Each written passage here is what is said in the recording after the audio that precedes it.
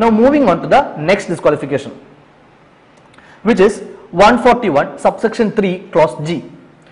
141 subsection 3 clause G അത്യാവശ്യം famous ആയിട്ടുള്ളൊരു disqualification ആണ്. എല്ലാവർക്കും പെട്ടെന്ന് 141 subsection 3 clause G എന്ന് പറയുമ്പോൾ നിങ്ങൾ ഒരുപാട് പേർക്കെങ്കിലും പെട്ടെന്ന് മനസ്സിൽ ഒരു 20 companies, 20 public companies, ceiling limit അങ്ങനത്തെ ചില വാക്കുകൾ ചിലപ്പോൾ മനസ്സിലോട്ട് വന്നിട്ടുണ്ടാവും. കാരണം കോമൺലി നമ്മൾ ഈ സീലിംഗ് ലിമിറ്റ്, 20 പബ്ലിക് കമ്പനീസ് അങ്ങനത്തെ ചില വാക്കുകളും ഇതുമായിട്ട് എപ്പോഴും കണക്ട് ചെയ്ത് ഉപയോഗിക്കുന്നതാണ്.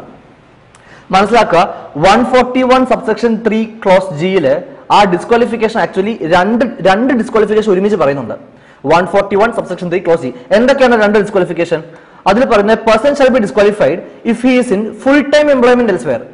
ഓക്കെ, രണ്ട് തരം ഡിസ്ക്വാളിഫിക്കേഷൻ ആണ് പറയുന്നത്. A chartered accountant shall be disqualified if he is in full time employment elsewhere. അതായത് എന്താണ്, നിങ്ങൾ ഒരേ സമയം ഒരു എംപ്ലോയി ആയിട്ട് മറ്റെവിടെയെങ്കിലും വർക്ക് ചെയ്യുന്നുണ്ടെങ്കിൽ you cannot be the auditor of A company എന്ന്. കാരണം ഫുൾ ടൈം എംപ്ലോയ്മെന്റ് പോയി കഴിഞ്ഞാൽ പ്രാക്ടിക്കലി സംഭവിക്കില്ല. ഓക്കെ, CA ആക്ട് പ്രകാരം if you are going for A full time employment നിങ്ങൾക്ക് എന്ത് കിട്ടത്തില്ല? സർട്ടിഫിക്കറ്റ് ഓഫ് പ്രാക്ടീസ് കിട്ടത്തില്ല.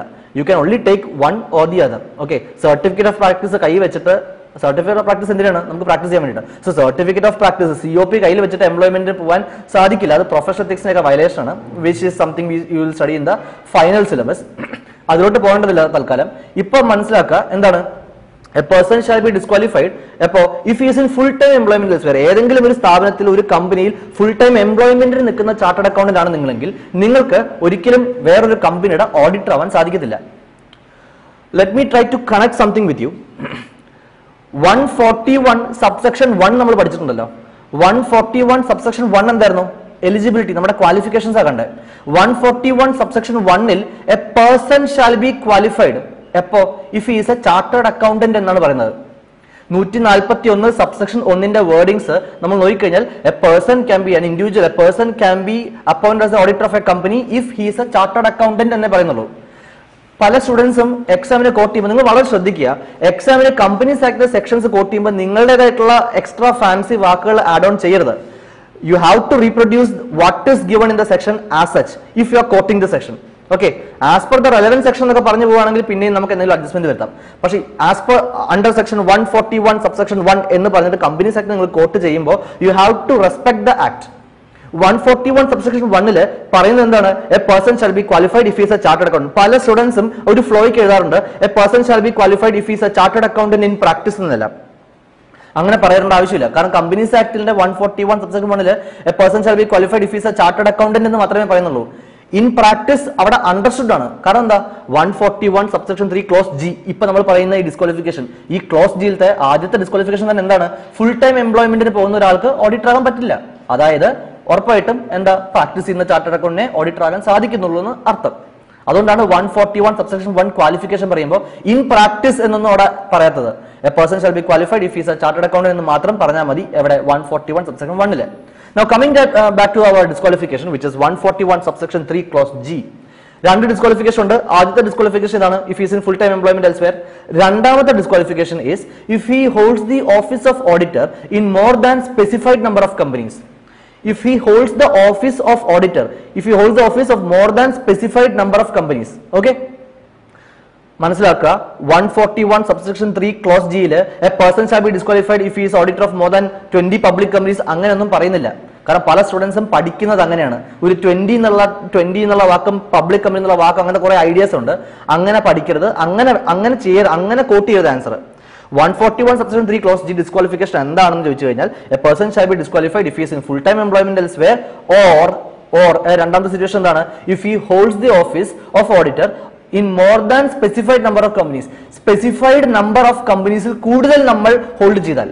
അപ്പൊ എന്താണ് ഈ സ്പെസിഫൈഡ് നമ്പർ ഓഫ് കമ്പനീസ് എന്നുള്ള ചോദ്യം വരും. What is this specified number of companies?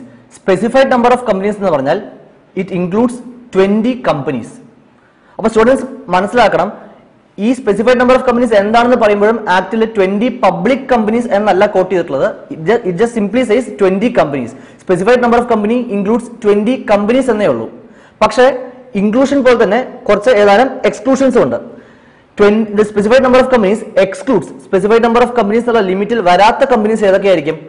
1% company, അതായത് OPC, A dormant company and A small company, one more private company having paid up capital less than 100 crore. അപ്പൊ ഇങ്ങനെ disqualification ഇത്രയും points ഒരുമിച്ച് വായിക്കുമ്പോൾ എന്ത് മനസ്സിലാക്കാം? A person shall be disqualified if he holds the office of more than specified number of companies. Specified number of കമ്പനീസിൽ കൂടുതൽ നിങ്ങൾ ഓഫീസ് ഓഫ് ഓഡിറ്റർ ഹോൾഡ് ചെയ്ത് കഴിഞ്ഞാൽ യു വിൽ ബി ഡിസ്ക്വാളിഫൈഡ്. ആ സ്പെസിഫൈഡ് നമ്പർ ഓഫ് കമ്പനീസ് അർത്ഥം എന്താണ്? Specified number of company includes 20 companies. Specified number of companies എന്നാൽ 20 companies ആണ്. ആൻഡ് ആ 20 കമ്പനീസിൽ എന്ത് വരില്ല? OPC വരില്ല, ഡോർമൻ കമ്പനി വരില്ല, സ്മോൾ കമ്പനി വരില്ല. അതേപോലെ എന്താ, പെയ്ഡ് അപ്പ് ക്യാപിറ്റൽ 100 കോടിക്ക് താഴെ പെയ്ഡ് അപ്പ് ക്യാപിറ്റൽ ഉള്ള ഒരു പ്രൈവറ്റ് കമ്പനി വരില്ല. ദാറ്റ് മീൻസ് നിങ്ങളൊരു 400 OPCയുടെയും 250 ഡോർമൻ കമ്പനിയുടെയും എത്ര വേണോ സ്മോൾ കമ്പനിയോ private company having paid up capital less than 100 crore എത്ര വേണമെങ്കിലും ഓഡിറ്റർ ആയിക്കോളൂ, you will not be disqualified because ഇതൊന്നും നിങ്ങളുടെ സ്പെസിഫൈഡ് നമ്പർ ഓഫ് കമ്പനീസ് ആയിട്ട് മാറില്ല. അപ്പൊ ഈ specified number of company include ചെയ്തിട്ടുള്ള 20 കമ്പനീസ് വെച്ചാൽ അപ്പൊ എന്താണ് അർത്ഥം? ഇറ്റ് മീൻസ് ഇനി ബാക്കി ഏത് കമ്പനി മാത്രമേ ബാക്കിയുള്ളൂ? It can either B A public company or A private company having paid up capital more than 100 crore. മനസ്സിലായോ? അതുകൊണ്ടാണ് പറയാൻ കാരണം 141 സബ്സെക്ഷൻ 3 ക്ലോസ് G ഡിസ്ക്വാളിഫിക്കേഷൻ എന്താണെന്ന് ചോദിച്ചു കഴിഞ്ഞാൽ ഒരിക്കലും 20 പബ്ലിക് കമ്പനീസിൽ കൂടുതൽ ഹോൾഡ് ചെയ്യരുത്, അങ്ങനെ പഠിക്കരുത്.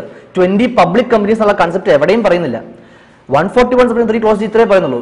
2 ഡിസ്ക്വാളിഫിക്കേഷൻ പറയുന്നുണ്ട്. A person shall be disqualified if is in full time employment elsewhere. നിങ്ങൾ ഫുൾ ടൈം ആയിട്ട് വേറെ സ്ഥലത്ത് എംപ്ലോയ്മെന്റിന് പോകുന്നുണ്ടെങ്കിൽ നിങ്ങൾക്ക് തീർച്ചയായിട്ടും ഡിസ്ക്വാളിഫിക്കേഷൻ ആണ്. ഒരു ഓഡിറ്റർ ആകാൻ സാധിക്കത്തില്ല ഒരു കമ്പനിയിൽ, മറ്റൊരു കമ്പനിയിൽ ഓഡിറ്റർ ആകാൻ പറ്റത്തില്ല. അതേപോലെ if you hold the office of auditor in more than specified number of companies. Specified number of companies means 20 companies and it excludes an OPC, small company, dormant company and private companies having paid a capital up to what? Less than 100 crore.